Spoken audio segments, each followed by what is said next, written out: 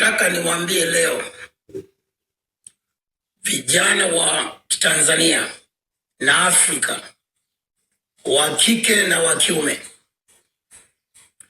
nchi za wenzetu Marekani na Ulaya ambao wanataka bara la Afrika liwe Sodoma na Gomora. Wenzetu, mtu yoyote ukimwona anaingia kwenye Sodoma na Gomora, si kwa sababu anataka gari, si kwa sababu anataka iPhone 17, si kwa sababu anataka chakula, mavazi na apartment kali ya kuishi, si kwa sababu anataka TV inchi 100, si kwa sababu anataka friji kali la kisasa.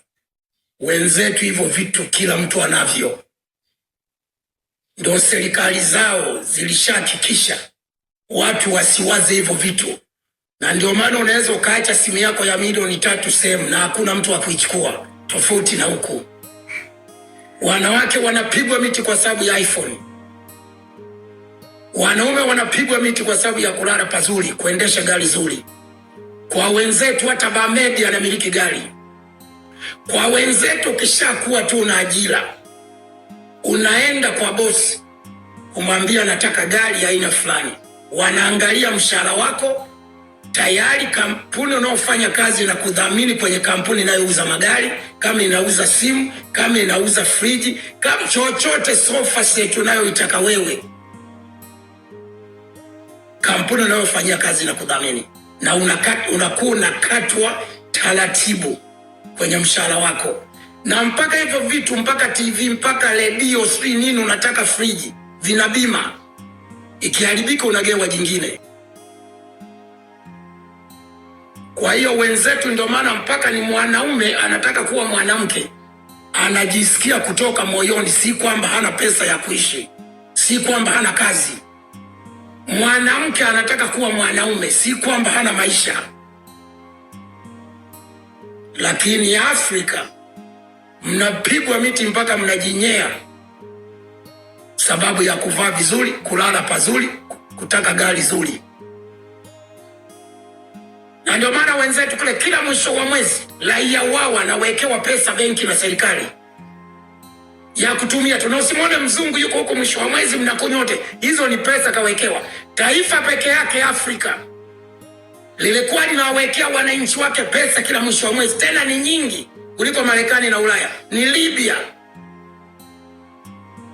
Hilo Mali Gaddafi, na mpaka leo wa Libya wanamlilia. Kila mwisho wa mwezi Mlibya walikuwa anawekewa pesa. Unaenda unaweka kadi yako benki, unachukua pesa zile. Kwa hiyo wenzetu hawafanyi ushoga na usodoma na uchongodo kwamba hawana maisha, ila huku mnafanya kwa sababu ya tamaa, na wanawadanganya hili ni jambo la kawaida, wakati sio jambo la kawaida. You better watch your back. Numbers 24. We live your life, man, under God.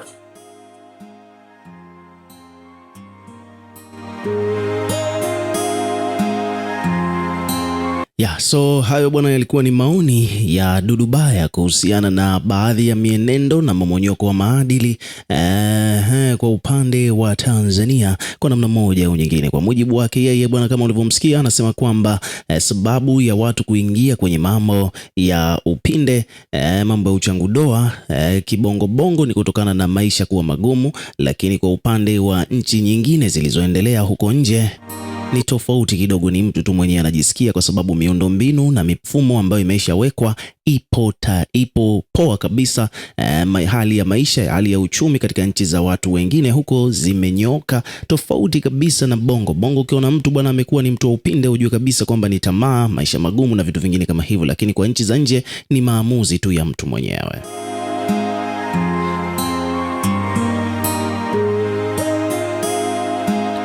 Kutokana na video hiyo ambayo ameiposti Dudu Baya, wadau mbalimbali bwana hapa wamekuja kuweka maoni yao kuhusiana na kile ambacho amekizungumza Dudu Baya. Kuna mtu amesema bwana, hebu elimu ni adimu sana mitandaoni, na mitaani. Kuna mtu mwingine amesema kwamba bwana, wanawake wanapigwa miti kwa sababu ya iPhone. Kumbe kuna mtu amekuja kuuliza hapa. Kuna mtu mwingine hapa anasema kwamba bwana, mamba ni mmoja tu, endelea kupinga ushoga. Kwa mwingine anasema bwana, piga kichwa bado anapumua. Kwa anasema kwamba bwana, bro nakukubali sana kwa elimu unayowapa watu.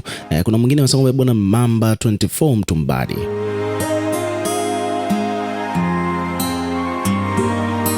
So kwa kifupi ni kwamba baadhi ya vitu ambavyo anavizungumza Dudu Baya huko mitandaoni, hususan kwenye mambo haya ya maadili, watu wengi sana wamekuwa wakiungana naye, tofauti na hapo zamani. Kama unakumbuka vizuri bwana, historia ya Dudu Baya bwana, amekuwa akiwasema watu huko zamani, amekuwa akigombana na watu wengi, amekuwa akiwakashifu na kuwavunjia heshima na vitu vingine kama hivyo. Huko awali watu wengi sana walikuwa wakimchukia, walikuwa kama vile hawamkubali, hawaelewani naye, hawakubaliani na vile vitu ambavyo anavizungumza. Tofauti kidogo na sasa hivi ni kwamba amekuwa akizungumza vitu ambavyo vimekuwa vikiwaingia watu, na watu wengi sana wamekuwa wakimsupport huko mitandaoni.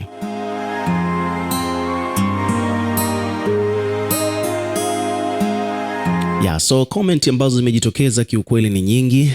Kuna mtu mwingine hapa amekuja amesema bwana, ila mamba ulisema kwamba watapigwa miti mpaka Kuna mwingine anasema bwana kabisa, yani ubarikiwe sana, Mungu akutunze kaka, unaongea pointi. Kuna mtu hapa anaitwa Jeff Tronics anasema bwana, ndugu yangu sogea hapa, tuwakimbize hawa watu. Kuna mwingine anasema kwamba bwana, you better watch your back.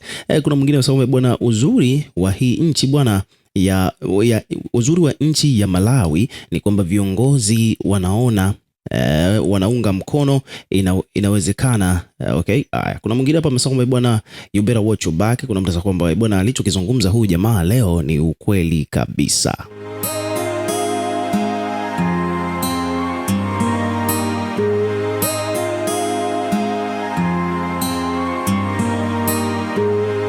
So hivyo ndivyo mambo yalivyo bwana. Kwa mujibu wa Dudu Baya, ameeleza hapo sababu za vijana kujiingiza katika mambo ya uchangudoa kwa wadada, lakini pia vile sababu ambayo inapelekea vijana wa kiume kwa upande huu wa Afrika kujiingiza kwenye mambo ya ushoga au mambo ya upinde kwa namna moja au nyingine.